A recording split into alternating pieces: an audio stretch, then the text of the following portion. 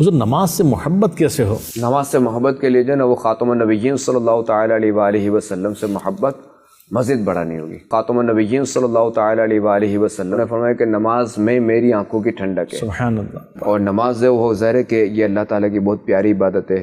پھر دوسرا ایک یہ دیکھیں نا کہ خاتم النبیین صلی اللہ تعالیٰ علیہ وآلہ وسلم کو جو سب سے بڑی نعمت میری وہ دیدار الہی ہے نا۔ سبحان اللہ۔ تو کسی بھی نبی علیہ الصلوۃ والسلام کو دنیا میں دیدار الہی والا معجزہ نہیں ملا، یہ صرف ہمارے آقا علیہ الصلوۃ والسلام کا خاصہ ہے۔ سبحان اللہ۔ اور نماز جو ہے وہ اسی سفر معراج میں ملی ہے۔ اور دوسرا یہ کہ بندے کو چاہیے کہ نماز کے فضائل و برکات پڑھے۔ بعض وقت یہ بھی ہوتا ہے کہ انسان جب کسی چیز کے فوائد جانتا ہے نا، کسی پھل کے جیسے فوائد جانتا ہے تو اس کو شوق سے کھاتا ہے۔ صحیح۔